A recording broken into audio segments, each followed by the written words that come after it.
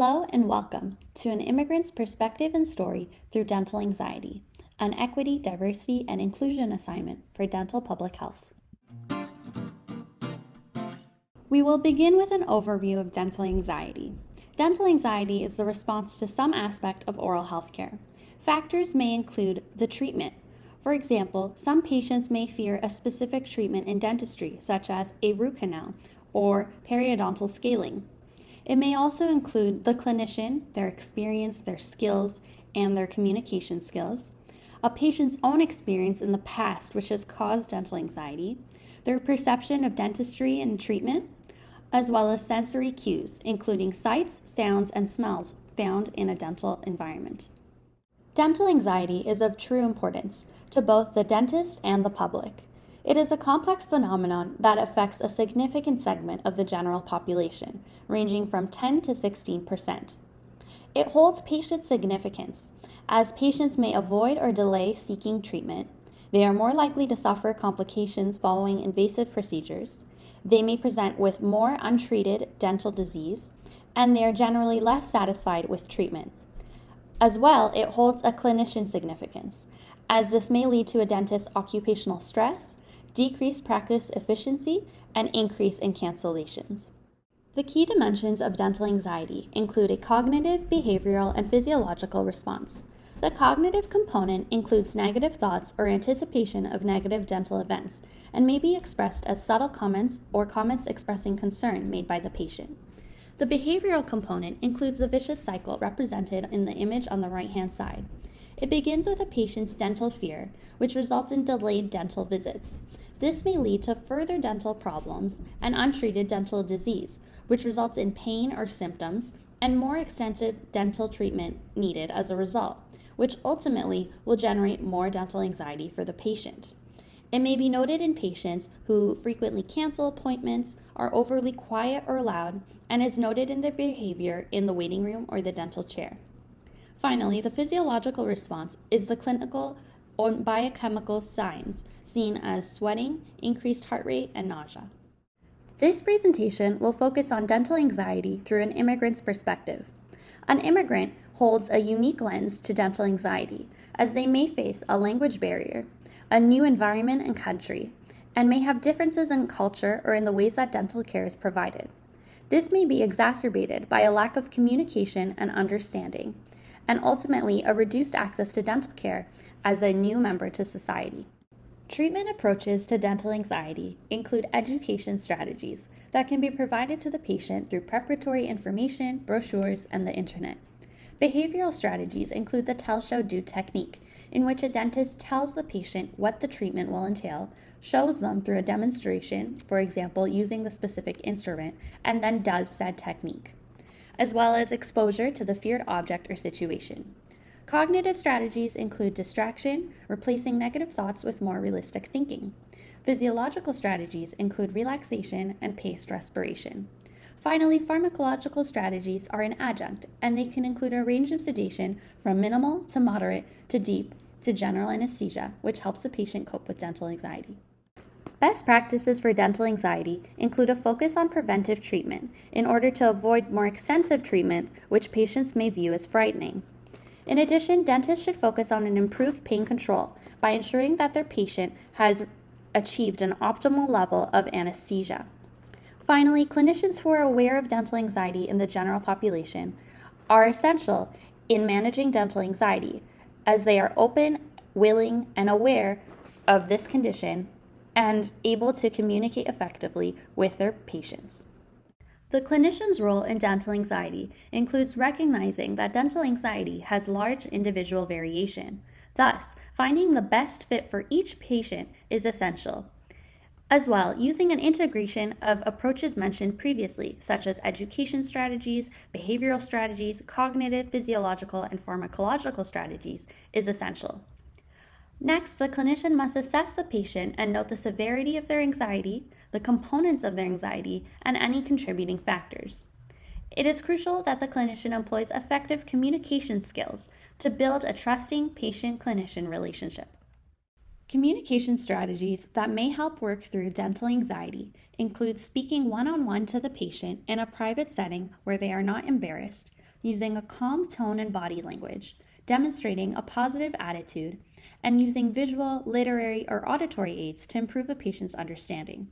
The use of a translator wherever needed is very helpful, as well as making sure that the patient does not feel ashamed or embarrassed for being different. Finally, it is important to enhance patient control, as this may be one of the factors contributing to their dental anxiety. In summary, dental anxiety is a complex condition that can pose a challenge to both the patient and dentist. Signs or symptoms of dental anxiety may not be obvious, and patients with dental anxiety can come in all shapes and sizes, so it is important that a provider does not assume a certain patient has or does not have dental anxiety. Providers should conduct an appropriate patient assessment, offer a multidimensional approach, and optimize their communication with the patient. References include Dr. Dempster's Understanding, Treating, and Managing Dental Anxiety PowerPoint slide. Additional references and resources for further learning are listed at the end of this presentation. Hi Vivian, how are you today? I'm good, thanks. Great, well thank you for agreeing to speak with me. How are you doing? I'm okay, thanks. Yeah, I'm interested to see where this question and answer leads us. Yeah, so I gave you a little bit of background about what we'll be doing today, but could you please give us a background about yourself, an introduction of who you are, and so on? Sure. So for those that don't know me, my name is Vivian Grinfeld. I am Lise Grinfeld's older sister. I was also born in Argentina, and I moved to Canada when I was an older child, and I learned English when I moved here. I speak Spanish, English, and French, and I am currently working as a tax lawyer, although I am on maternity leave right now because I have a really beautiful, cute little baby girl. Super cute. Congratulations. Thank you. I appreciate it. If you hear her crying in the background, we're trying to sleep train, so hopefully she doesn't interrupt. No worries. Okay, so let's get started with speaking a little bit about your dental anxiety. Yeah. So I'm curious, when did it begin, and do you think it was influenced at all by your parents or your siblings, or was it something personal? Well, it's actually so funny because you're in dental school, so clearly it wasn't influenced by our parents or you. There's nothing that you guys did wrong. I honestly, I don't really think that there's anything that, looking back, could have been different. It was just the circumstances I was in. So, like I said, I moved to Canada when I was an older child. I spoke zero English, and it was terrifying not being able to understand what was going on. And there was a dental procedure that I had done when I was younger, and I had just recently arrived to Canada, and I couldn't really understand what was going on, and my parents didn't speak English, so they didn't really understand. They were trying to comfort me, but all I remember is I had this drill coming at me, and I'm sure it was a very competent dentist and for all intents and purposes they did a good job, right? Except for the fact that I have this intense trauma now associated with going to the dentist, and this anxiety surrounding anything from a dental cleaning to actual orthodontic work to everything is a struggle, So it's been really hard, and it's also really hard because I feel like I don't present, anxiety, so many people have it, but dental anxiety is maybe something that people don't know to ask about, and I present as this very well put together person that has their life together, and yet I'm actually so terrified of having dental work done. So I feel like it's not a genetic thing. It's not inherited in my family. It's very much environmental, situational, and it's this intersection of things, right? And my therapist tells me that it's basically knowing what I know now, it would be different, but knowing what I knew then, there's really nothing that I could have done differently. I just reacted in the situation, and it was my coping mechanism. Right. So it's interesting that you mentioned therapy. Was it something that you wanted to bring to a therapist? So not really, actually. I went to a therapist for a completely different set of issues. But while in therapy, I was talking about this earlier memory I had and the trauma that I had created. And that's when he sort of pointed out that actually that's real dental anxiety, which manifests as this fear and spiraling and difficulty even booking the necessary appointments to, get dental work done, which is partially why I'm so excited about you becoming a dentist, because I know I can trust you, but it's really difficult for me to be able to trust a dentist in like a very vulnerable position, just like mouth open, not being able to feel anything, not being able to like do anything. Yeah, that's completely understandable. So you spoke about not understanding, and I'm curious if you ever had access to a translator in your dental visits. No, I honestly had no idea that was even an option, and I would have loved a translator. Right. Yeah, it makes a difference for some patients for sure. And there's the baby. Okay. So in terms of your anxiety, you touched on it a little bit, but can you explain how it manifests? Is it mostly when you think of going to the dentist, or is it just when you actually visit in person? Yeah, it starts a long time before I even step foot in a dental office. I really have to psych myself up in order to get there.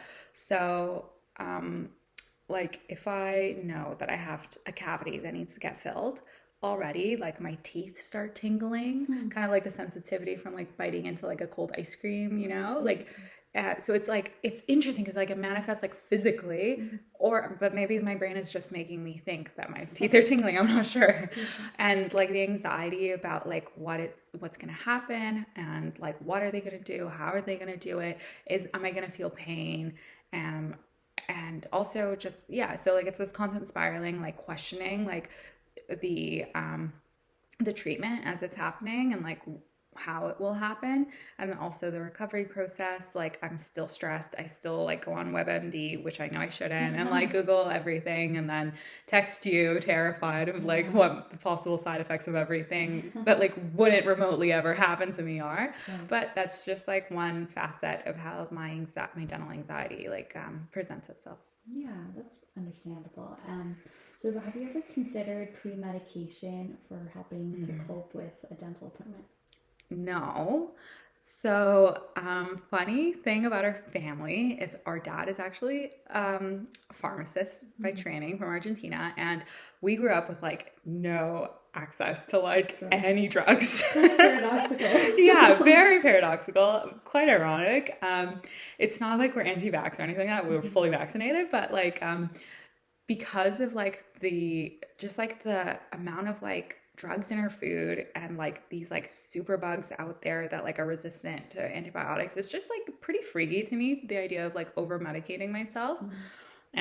So no, I don't really think that would be a good coping mechanism for myself. Okay. And how about the idea of being put asleep for a dental procedure? Oh no, God. That sounds even worse than medicating myself beforehand.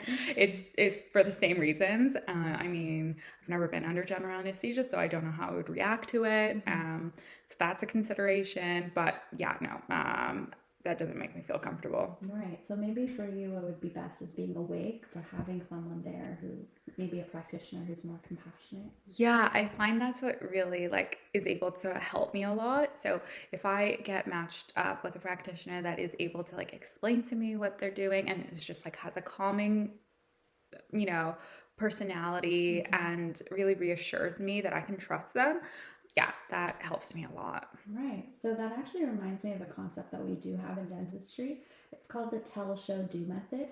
So as an example, if we need to insert a periodontal probe, which is this... What's a periodontal probe? It's an instrument that goes between your tooth and the gum. Okay. And it measures the gum level, which helps as an indication as to your overall gum health. So when we do the tell, show, do method, let's say if we want to insert this instrument into your gums, we would begin by telling the patient what's to be expected, and then showing them maybe on like a practice dummy or a mouth model outside of their own mouth, and then eventually doing in their mouth. And have you ever, I'm curious if you've noticed your dentist implementing this strategy in any way?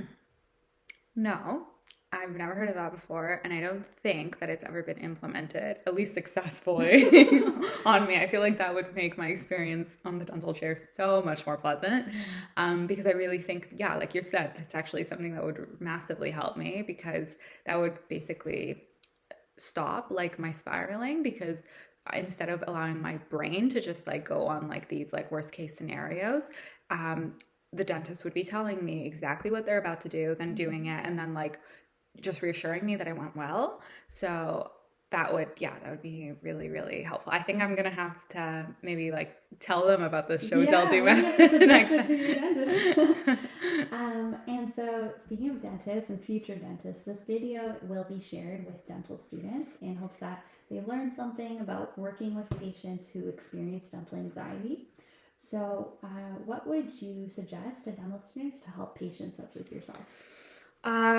So I feel like my story maybe would help some people notice that just because someone doesn't come in as like a shaking bag of nerves doesn't mean that they don't have dental anxiety. Sometimes, like, in order to mask the anxiety I'm feeling on the inside, I'll become like, very like stoic and very tough and quite like the literal like lawyer. But doesn't mean that I'm not struggling on the inside, right? So it would be really helpful, I think, to just keep an open mind about what it could be, and just know that like Canada, is a mosaic. There's people that came to Canada, immigrated from everywhere, and like me, maybe they don't speak Spanish. Maybe they don't speak English, or they didn't at some point in their life, and maybe they're coming to a dental treatment not understanding what is about to happen. Having the compassion and the empathy to come to them at their level and try your very best to explain everything and to reassure them about what the procedure is going to be helps to develop trust, which then will honestly help prevent like the trauma that I had as a kid going through that procedure and not knowing what was happening to me. Honestly, you would be able to prevent someone from having dental anxiety in the future, it's like a big responsibility for, future dentists. Right, absolutely. And you raised some excellent points. Just to touch on the equity and the access to dental care notion, what do you think could be put into place in offices to help you feel welcomed? That's a really good question. So I don't really expect like the whole world to revolve around me. So I don't really think that there's like one size fits all approach that a dental office could take to just like make sure that I would be comfortable. So instead, maybe what I would suggest is just like having the practice of asking patients what you could do to like be helpful to them before you start the procedure, because maybe they're too shy to ask, or maybe they don't even know that they have like the ownership over their own dental treatment to be able to ask for something comforting. So like, I don't know, like it could be different for everyone. Like for me, maybe I would ask the dentist to just like verbalize everything that they're doing in as much detail as possible. But maybe for someone else, it would be to like put a cartoon on TV, like who knows? But maybe that would make the little kid that I was when I was 8, like maybe that would have really helped me. So just ask, and you might be surprised what someone says, and it would go a long way. Absolutely. And there's so much to learn from our patients. We can even just ask about their backgrounds, and as you mentioned, you were an immigrant, so if a dentist maybe reflected on that with you, it would have made you feel a bit more comfortable. Yeah. All right, well, thank you so much for joining us, You're Vivian. welcome. I think our viewers really have a lot to learn from you, your unique experience. And I really appreciate you opening up to us. No problem. I'm so happy that you are going to be my dentist in the very near future. I'm going to make sure you implement all this advice about dental anxiety. Me to it. Okay. Thank you for joining us. You're welcome. Now we will move on to our assessment through a short quiz. Question 1. Select the correct statement. Dental anxiety has little individual variation. Signs or symptoms of dental anxiety may not be obvious. Dental anxiety is a simple condition. Or dental anxiety affects an insignificant percentage of the population. Question 2. Match the following key terms on the left-hand side, including behavioral, physiological, and cognitive indicators, to their descriptions on the right-hand side, including sweating, subtle comments, or overly quiet or loud. Question 3. Determine whether the statement is true or false. Patients with dental anxiety and avoidance are more likely to suffer complications following invasive procedures. Question 4. In our video scenario, what was the main cause of Vivian's dental anxiety? A. Feelings of shame due to the poor condition of her teeth. B. Fear of judgment for not being able to afford dental treatment. C. Anxiety caused by a language barrier as an immigrant. Or D. Concern of sharp instruments due to previous trauma she has experienced to the oral cavity. Question number 5 is a short answer question allowing you to reflect on an encounter with dental anxiety that you have experienced with the patient. Please describe how the situation was handled, including what was done well and what could be improved for next time. The following are great references for further information and learning.